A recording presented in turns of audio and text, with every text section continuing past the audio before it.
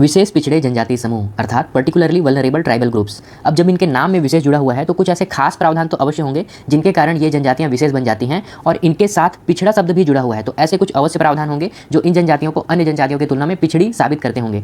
तो इन्हीं सब महत्वपूर्ण तथ्यों को आज के इस वीडियो में जानेंगे। साथ के साथ जो हमारे छत्तीसगढ़ राज्य की दो महत्वपूर्ण पीवीटीजीज हैं, अबुझ माड़िया और बैगा, इनके बारे में विस्तार से पढ़ेंगे। उसके अलावा इस पूरे सेशन का आपको नोट्स भी प्रोवाइड करेंगे। आपको नोट्स कहाँ से मिलेगा? आपको नोट्स मिलेगा हमारे Telegram channel CGPSC for you में। पर वो नोट्स क्या है, वो नोट्स अपने आप में पूरा नहीं है इस वीडियो के बिना, क्योंकि इस वीडियो में आपको मैं जो बुलेट पॉइंट्स हैं उनके बारे में एक एक दो लाइन क्या करूंगा, एक्सप्लेनेशन भी देते जाऊंगा। तो देखिए आपको इस प्रकार का जो विजुअल फॉर्मेट में और बुलेट पॉइंट्स में क्या होगा, नोट्स मिलेगा इस सेशन का। उसके अलावा मेरी बातों को सुन के आप क्या करेंगे, सारे कॉन्सेप्ट को धीरे धीरे अपने अंदर आत्मसात करते जाएंगे। तो पूरा सेशन बहुत अच्छा होने वाला है। किनके लिए सेशन उपयोगी होगा?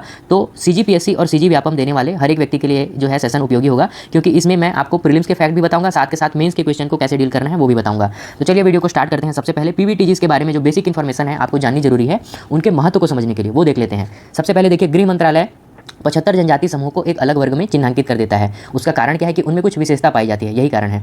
ये वर्ग कहाँ मौजूद है? तो ये 18 राज्यों और अंडमान निकोबार द्वीप समूह में निवास करते हैं। इन 18 राज्यों में हमारा छत्तीसगढ़ राज्य भी आता है। भारत सरकार का जो पीवीटीजी को पहचान करने का जो मापदंड है वो क्या क्या है देख लेते हैं। देखिए, सबसे पहला मापदंड है प्रौद्योगिकी पूर्व कृषि स्तर। कहने का तात्पर्य ये हो गया कि जो आपका समझ लीजिए स्थायी कृषि है, स्थायी कृषि के पहले की जो व्यावसायिक पद्धति थी वो अपनाई जाती थी। तो यहाँ पर क्या क्या चीज़ें आएंगी? शिकार आएगा, वनोपज संग्रहण आएगा, पशुपालन आएगा, ठीक है, और आपका स्थानांतरित कृषि आएगा। तो स्थानांतरित कृषि में आप सभी जान रहे हैं एक जगह से दूसरे जगह जो है स्थान परिवर्तन कर करके ही कृषि किया जाता था। तो वही हो गया, प्रौद्योगिकी पूर्व की कृषि स्तर उनमें पाई जाती है, पहली विशेषता। दूसरी विशेषता है साक्षरता का निम्न स्तर। तो जितनी भी पीवीटीजीज आप देखेंगे उनमें क्या होगा, 30%, 20%, 40%, इस प्रकार की साक्षरता का स्तर आपको देखने को मिलेगा। तो बहुत ही निम्न स्तर है। आर्थिक पिछड़ापन, चूंकि क्या है, ये जो प्रौद्योगिकी पूर्व की कृषि पद्धति ये लोग अपना रहे हैं, उसी कारण से क्या होगा, इनमें आर्थिक उन्नति जो है बहुत कम देखने को मिलेगी, और ये इनमें आर्थिक पिछड़ापन पाया जाएगा। अब वनोपज संग्रहण से कितना ही इनका आर्थिक उन्नति हो जाएगा। अब क्या है, चूंकि क्या है, प्रोसेसिंग वाला जो फील्ड समझ लीजिए उद्योग है वो काम कर रहा है, इसी कारण से वनोपज संग्रह से भी अच्छी खासी आमदनी होने लगी है। लेकिन वो सरकार के इंटरवेंशन के बिना आपका जो आर्थिक पिछड़ापन है इनमें देखने को अवश्य ही मिलेगा। तो ये हो गया एक तीसरी विशेषता उनको पहचानने की। और अंतिम विशेषता है घटती या स्थिर जनसंख्या। चूंकि जो पीवीटीजीज हैं वो कैसे क्षेत्रों में रहते हैं, तो सुदूर क्षेत्रों में रहते हैं। ये क्षेत्र आपके अबुझमाड़ हो सकते हैं, मैकल का पर्वतीय क्षेत्र हो सकता है, उत्तर पूर्वी भारत के जो समझ लीजिए जंगल हैं घने, वहाँ हो सकते हैं। तो जब जनजाति ऐसे सुदूर क्षेत्रों में निवास करेगी, उसके अलावा उसका भरोसा जो आधुनिक चिकित्सीय पद्धति है उस पर अभी अभी होना प्रारंभ हुआ है। इसके पहले वो परंपरागत चिकित्सीय तकनीक से ही क्या कर रहे थे, अपना इलाज वगैरह करते थे। यही कारण है कि उनकी जनसंख्या भी या तो स्थिर हो रही है या तो घटते जा रही है। तो इन 4 बिंदुओं के आधार पर क्या किया जाता है, प्रत्येक पीवीटीजी को चिन्हांकित किया जाता है। ये 4 बिंदुओं में देखना अवश्य चाहिए, तभी उनको पीवीटीजी के रूप में चिन्हांकित किया जाएगा। अब देखिए, इसमें 2 फैक्ट आपको और इंपॉर्टेंट याद रखना है। उसमें से पहला फैक्ट है कि वर्ष 1973 में ढेबर आयोग, नाम याद रखिएगा, ढेबर आयोग ने क्या किया था, अल्प विकसित जनजातियों को आदिम जनजाति समूहों यानी कि प्रिमिटिव ट्राइबल ग्रुप्स के रूप में चिन्हांकित किया था। अब चूंकि ये शब्द जो है, ये शब्द उतना बेहतर नहीं था। प्रिमिटिव यानी कि आदिम, उनको पुराना या पुरातन कहना ये बेहतर नहीं है। इसीलिए 2006 में भारत सरकार ने निर्णय लिया और पीटीजी का नाम बदलकर पीवीटीजी कर दिया, यानी कि वो आदिम नहीं है बल्कि विशेष हैं, विशेष बोल दिया ना उनको। तो ये बहुत अच्छा काम किया, ठीक है। फिर उसके बाद देखिए, जो देश में सूचीबद्ध जितनी भी पीवीटीजीज हैं उनमें सर्वाधिक संख्या आपको उड़ीसा में देखने को मिलेगी 13, और आंध्र प्रदेश में आपको देखने को मिलेगी 12। तो कुल मिला के हमारे राज्य में जैसे 7 है, तो उड़ीसा में सबसे ज़्यादा है 13, ये ध्यान रखिएगा। ये हो गई बेसिक इन्फॉर्मेशन। अब आते हैं हम लोग एक एक करके हमारी जो प्रमुख पीवीटीजीज हैं जिनको हमको आज डील करना है उनको देखते जाते हैं। अब देखिए, सबसे पहले पीवीटीजी है अबुझमाड़िया जनजाति। अबुझमाड़िया नाम सुनते ही आपको पहले क्या पकड़ना है, अबुझमाड़ शब्द को पकड़ना है। अब देखिए, अबुझमाड़ शब्द 2 शब्दों से मिलकर के बना है। पहला शब्द है अबुझ, दूसरा शब्द है माड़। अबुझ शब्द है हिंदी भाषा का। हिंदी भाषा का ये शब्द जो है, इसका अर्थ हो जाता है अनजान। आप सभी जान रहे हैं, अबुझ यानी कि जिसको नहीं जान सके। माड़ है गोंडी भाषा का शब्द। तो गोंडी भाषा का शब्द है, इसका अर्थ होता है आपका पर्वतीय भूमि, ठीक है। तो अनजान पर्वतीय भूमि को क्या कहेंगे, अबुझमाड़ कहेंगे। अब देखिए यहाँ पर ध्यान दीजिएगा, अबुझमाड़िया जो नाम है ये बाहर के लोगों के द्वारा उनको दिया गया है। अबुझमाड़िया लोग स्वयं को अबुझमाड़ नहीं कहते हैं या अबुझमाड़िया नहीं कहते हैं। अबुझमाड़ का शाब्दिक अर्थ जैसे हमने यहाँ पर निकाला, अनजान पहाड़ी भूमि या पर्वतीय भूमि होता है। अबुझमाड़ अपने क्षेत्र को मेटाभूमि कहते हैं, ये ध्यान दीजिएगा, ठीक है। मेटाभूमि का अर्थ हो गया पर्वतीय भूमि, और स्वयं को मेटा कोइतोर कहते हैं, अर्थात पर्वतीय भूमि का निवासी कहते हैं। उसके अलावा एक जो बहुत इंपॉर्टेंट फैक्ट है कि जो अबुझमाड़िया जनजाति है उसका सर्वाधिक संकेंद्रण पाया जाता है ओरछा विकासखंड नारायणपुर जिले में।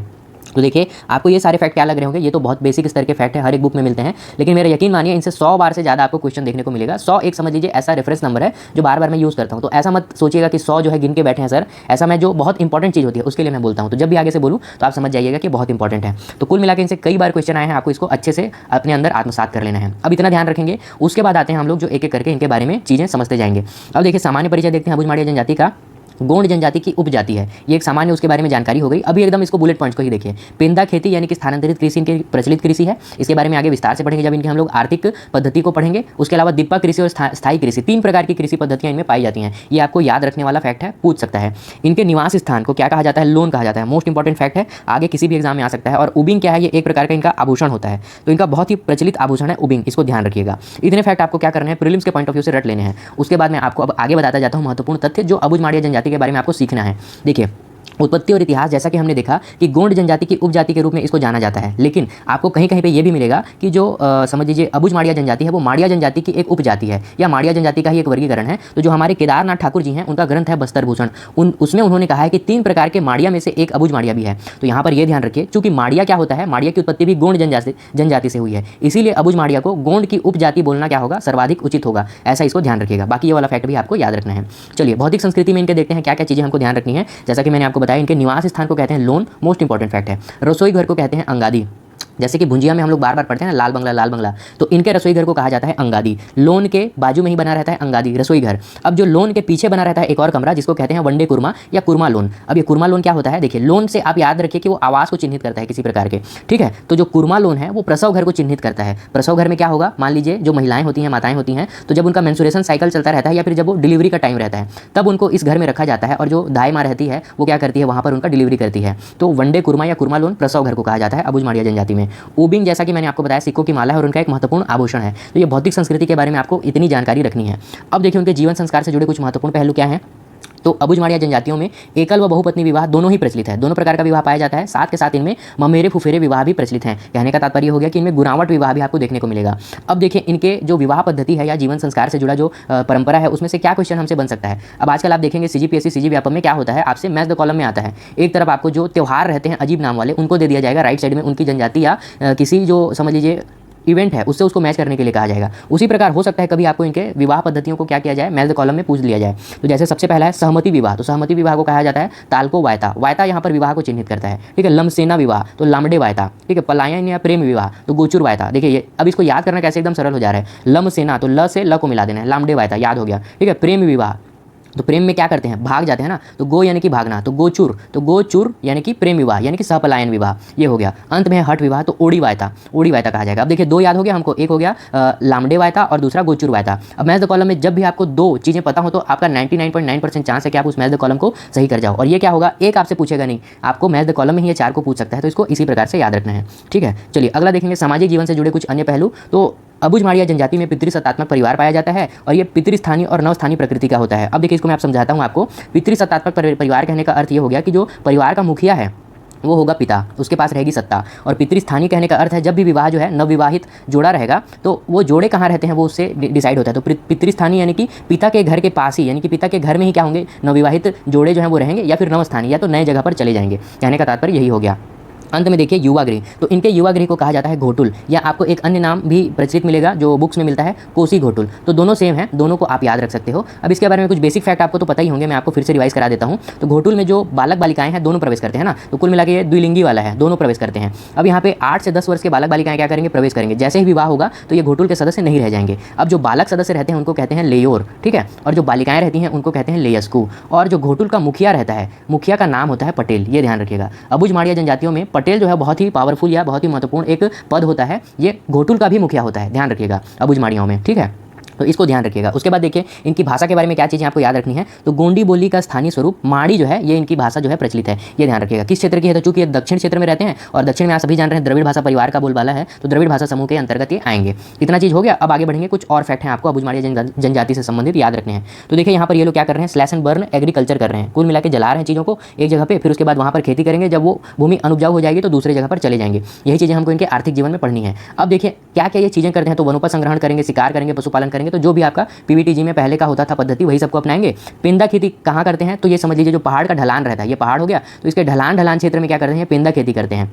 पेंदा खेती एक प्रकार की स्थानांतरित कृषि है। तो स्थानांतरित कृषि में ज्योग्राफी में जितना बेसिक फैक्ट पढ़ते हैं वही पेंदा खेती में अप्लाई होगा। दूसरा है दीपक कृषि। तो दीपक कृषि क्या होता है, पहाड़ के नीचे घाटी यानी कि समतल जमीन पर, ये पहाड़ हो गया, अब इसके नीचे ऐसे घाटी रहती है ना, तो ये घाटी वाले क्षेत्र में जो है दीपक कृषि की जाती है, ये ध्यान रखिएगा। ठीक है, अब जो तीसरा प्रकार का खेती है वो है स्थायी कृषि, जो कि वर्तमान काल में जो समझ लीजिए साधारण समाज का प्रभाव पड़ रहा है अबुझमाड़िया जनजातियों में, उसके मद्देनजर अब इनमें क्या किया जा रहा है, आपका स्थायी कृषि भी किया जा रहा है। तो ये हो गया वर्तमान काल में स्थायी कृषि का भी प्रचलन इन जनजातियों में क्या हो गया है, बढ़ने लग गया है।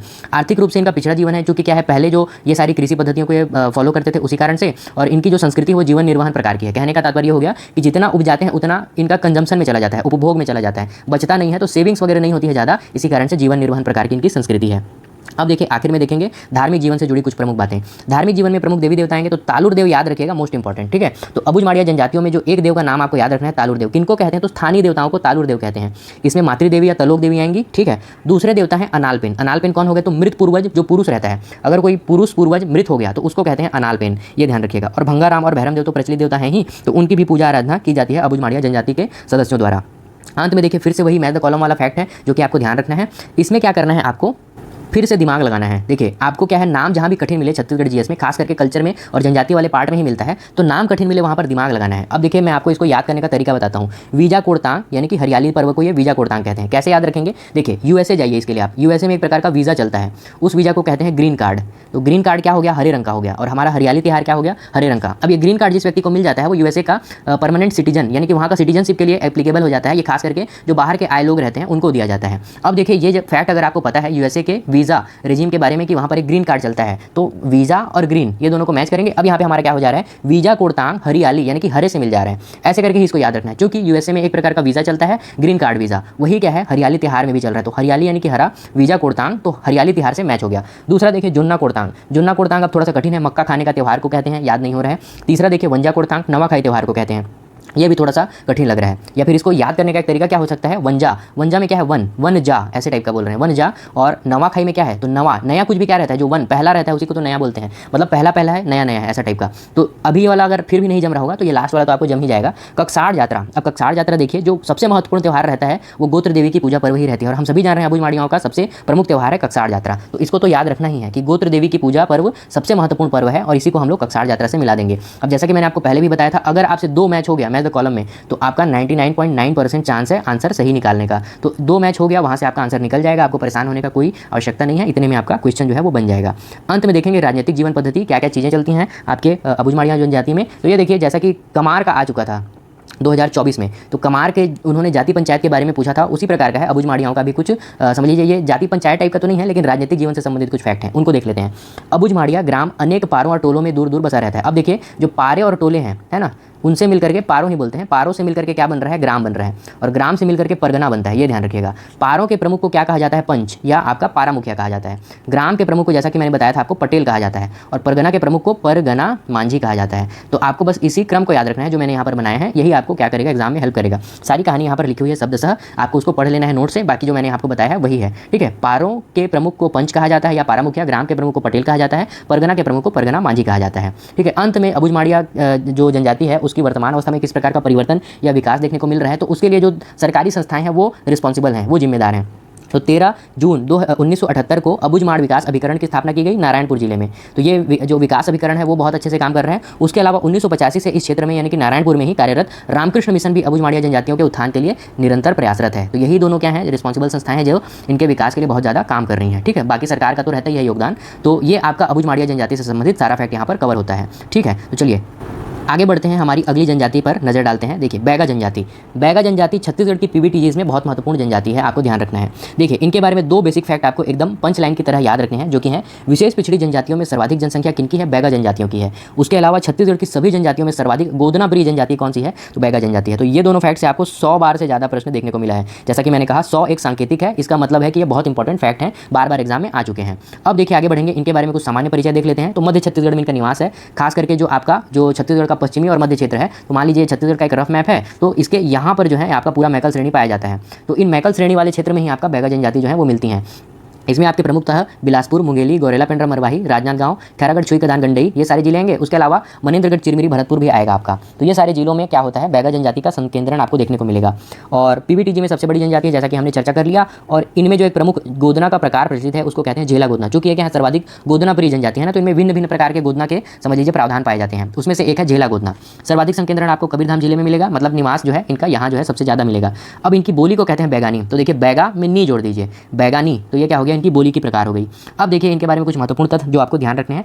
इनकी उत्पत्ति कहाँ से हुई है, तो नागा बैगा से इनकी उत्पत्ति मानी जाती है। नागा बैगा किनका रूप है, तो शंकर जी का ही एक रूप है। इसके बारे में किंवदंती प्रचलित है, मैं आपको शॉर्ट में बताता हूँ। देखिए नागा बैगा को ऐसा एहसास हुआ प्रकृति में यानी कि धरती में मानव का उपस्थिति की आवश्यकता है। उस समय मानव नहीं था, केवल नागा बैगा थे। तो उन्होंने बैगा रूपी मानव का सृजन किया और उसके समुदाय को आगे बढ़ने, वृद्धि विकास करने के लिए धरती का भी सृजन किया। तो धरती बनाते हैं, नागा बैगा बैगा समुदाय का सृजन करते हैं ताकि वो आगे वृद्धि विकास कर सकें। और ये जो प्रकृति है ये कैसे बनी है, तो उन्हीं लोगों से बनी है, ऐसा करके इनका मानना है। तो इनके समझ लीजिए जो वो हैं इष्ट देवता या जो मूल देवता कौन है, नागा बैगा है, ये ध्यान रखना है आपको। चलिए उसके बाद आगे बढ़ेंगे। भौतिक संस्कृति में इनके दो तथ्य आपको ध्यान रखने हैं। एक है इनका जो परंपरागत आवास होता है उसको कहते हैं खद्दर घर, ये ध्यान रखिएगा। चूंकि ये क्या है, देखिए इस प्रकार से बना रहता है, मतलब इसके छप्पर में क्या है, खप्पर रहते हैं, उसके अलावा भूसी वगैरह से बना रहता है। तो इसी कारण से इसके परंपरागत आवास को क्या कहा जाता है, खद्दर घर। और इनके जो रसोई घर है उनको रांधड़, उसको रांधड़ घर कहा जाता है। तो आप सभी जान रहे हैं रांधना का अर्थ छत्तीसगढ़ी में क्या होता है, पकाना ही होता है। तो रांधड़ घर यानी कि आपका रसोई घर हो जाएगा। बहुत इजी है, इसीलिए बोल्ड में नहीं है। बोल्ड में नहीं है मतलब थोड़ा कम इंपॉर्टेंट फैक्ट है। अब देखिए जीवन संस्कार से जुड़े महत्वपूर्ण पहलू हैं जो कि आपके लिए बहुत इंपॉर्टेंट है और इनको डायग्राम से यानी कि फोटो से समझना ही ज़्यादा अच्छा रहेगा। देखिए बैगा पुरुष क्या करते हैं, बीरन माला पहनते हैं। तो यहाँ पर ये जो माला पहने हुए आपको दिख रहे होंगे वो क्या है, वो बीरन माला ही कहलाता है। तो बीरन माला पहनने का समझ लीजिए रिवाज किस जनजाति में पाया जाता है, बैगा जनजाति में। परंपरागत वस्त्र जो महिलाएं पहनती हैं उसको कहा जाता है चौखाना मुंगी। देखिए आपको अगर क्लियर नहीं दिख रहा होगा तो गूगल कर लीजिएगा। इनके जो ड्रेस है इसमें कैसा बना है, ऐसे ऐसे ऐसे करके और ऐसे ऐसे ऐसे ऐसे ऐसे करके क्या बना है, चौखाना बना है। इसी को कहा जाता है चौखाना मुंगी। और ये इनका क्या है, परंपरागत वस्त्र है। तो चौखाना मुंगी नामक परंपरागत वस्त्र कौन सी जनजाति पहनती है, तो बैगा जनजाति पहनती है। इतना बेसिक फैक्ट ध्यान रखना है। अब देखिए कुछ और महत्वपूर्ण फैक्ट। अब आता है इनका जो गोदना का प्रकार है। देखिए यहाँ पर दो महिलाएं हैं, बैगा महिलाएं हैं। तो ये इनमें एक विशिष्ट पहचान के रूप में क्या पाया जाता है, वी आकार का गोदना पाया जाता है। तो यहाँ पर इनके माथे में अगर आपको दिख रहा होगा हल्का हल्का, तो ये वी आकार का यहाँ पर गोदना बना हुआ है और उसके दोनों साइड ऐसे ऐसे करके चिड़ी बना हुआ है। तो इसको बोलते हैं आपका, यही एक प्रकार का झेला गोदना है समझ लीजिए। तो वी आकार का गोदना और उसके साइड साइड में ऐसे चिड़ी चिड़ी बना हुआ है, ये बैगा जनजाति का एक विशेष पहचान है। मतलब उनकी महिलाओं में ही ऐसा देखने को मिलता है। देखिए जो गोदना है उसको जनजाति लोग बहुत पवित्र मानते हैं। वो मानते हैं कि जिसका गोदना जितना सुंदर होगा उसको स्वर्ग में स्थान मिलेगा, उसके अलावा उसका जो ससुराल में जीवन है वो उतना ही बेहतर होगा, ऐसी मान्यता चलती है। तो इसको ध्यान रखिएगा, गोदना परंपरा से संबंधित। देखिए आर्थिक जीवन से संबंधित क्या फैक्ट आपको ध्यान रखने हैं। तो जो बैगा जनजाति है चूंकि वो पीबीटीजी है, तो पीबीटीजी का काम जो रहेगा वही सब करेंगे। तो वनोपज संकलन करेंगे, स्थानांतरित कृषि, इनमें स्थानांतरित कृषि को बेवार कहा जाता है, स्पेसिफिक नाम आ गया। अब बैगा से जैसा हमने बैगानी पढ़ा था वैसा ही बेवार याद रखिएगा। पशुपालन करते हैं, मजदूरी, शिकार जैसे व्यवसाय भी इनके द्वारा किए जाते हैं। तो इसको भी आपको ध्यान रखना है, ठीक है। चलिए इतना हो गया। अब देखिए आगे बढ़ेंगे और अन्य जो इनकी सामाजिक संरचना से संबंधित फैक्ट है उसको देख लेते हैं। तो देखिए इनमें भी पितृसत्तात्मक व्यवस्था पाई जाएगी, यानी कि परिवार का मुखिया क्या होगा, पिता होगा। पितृवंशी परिवार यानी कि जो परंपरा चलते आ रही होगी वो किसके द्वारा चली आ रही होगी, पिता के द्वारा परंपरा, ठीक है। फिर उसके बाद देखिए बहिर्विवाही गोत्र पाया जाता है। सेम गोत्र में विवाह नहीं हो सकता, दूसरे गोत्र में ही विवाह होगा। प्रसव कराने वाली महिला को गौजी कहा जाता है। तो स्पेसिफिक फैक्ट है, थोड़ा ध्यान रखेंगे। वधु मूल्य को सुखसारी कहते हैं या सुखधन कहते हैं, जैसा कि हमने पंडो में पढ़ा था ना, पंडो जनजाति में हमने पढ़ा था सुखदान। मैं आपको रिवाइज करा दे रहा हूँ। तो उनके वधु मूल्य को कहते हैं सुखदान और इनके वधु मूल्य को कहते हैं सुखसारी या सुखधन, ये ध्यान रखिएगा। फिर उसके बाद अन्य महत्वपूर्ण तथ्य है, तो मृतक संस्कार के बारे में तथ्य है। देखिए सामान्य तौर पर बैगा जनजाति में क्या किया जाता है, जो शव है उसको जलाया जाता है। लेकिन यदि किसी की आकस्मिक मृत्यु हो गई है या किसी बच्चे की मृत्यु हो गई है या महिला की मृत्यु हो गई तो उनको दफनाने का भी प्रावधान है। इनमें शुद्धिकरण संस्कार को मादी कहा जाता है। तो मादी भात जो हमारे छत्तीसगढ़ के बहुत सारे क्षेत्र में आपको सुनने को आता है तो वो इसी मादी शब्द से ही आया है। तो शुद्धिकरण जो है संस्कार उसका नाम हो गया मादी, ध्यान रखिएगा। अब धार्मिक जीवन देखते हैं। इनके कुछ प्रमुख देवता का नाम देख लीजिए। नागा बैगा, ये तो एकदम फेमस जान ही गए आप, ठीक है। नागा बैगिनी तो फीमेल वाली हैं, ठीक है, याद रखिएगा। दूल्हा देव, दूल्ही देवी, तो ये दोनों भी हैं उनके प्रमुख देवता। मसवासी माता एक और नाम है, इसको भी आपको ध्यान रखना है। अब प्रमुख त्यौहार देख लीजिए, सामान्य त्यौहार ही हैं आपके। तो अक्ति में बिजबोनी त्यौहार, आषाढ़ में हरेली त्यौहार, भादों में बाल बांधन और देवली त्यौहार, कुंवार में नवाखाई, कार्तिक में दिवाली, दिवाली मतलब दिवाली, माघ माह में छेरता यानी कि छेरछेरा, फागुन माह में आपका फागुन त्यौहार, तो होली। कुल मिला के ये सारे त्यौहार जो हैं बैगा जनजाति के द्वारा मनाए जाते हैं।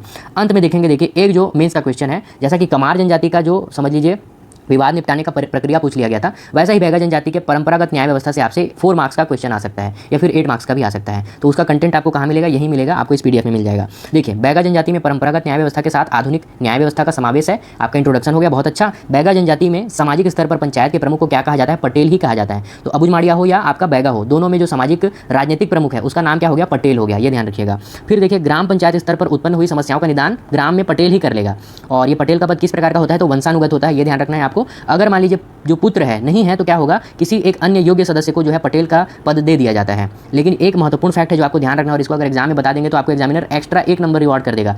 बैगा जनजाति में जाति पंचायत में महिलाओं की भागीदारी नहीं होती है। इस फैक्ट को आपको याद रख लेना है, मेंस में बता देंगे तो बहुत आपको बेनिफिट मिलने वाला है। ठीक है, अंत में देखिए कंक्लूजन जो है कि इनमें मान लीजिए किसी प्रकार का अंतरजातीय विवाह प्रकरण आ गया है या फिर सामाजिक नियमावली का उल्लंघन हुआ है, तब क्या होगा, ये जाति पंचायत बैठेगी, न्याय व्यवस्था करने का प्रयास करेगी।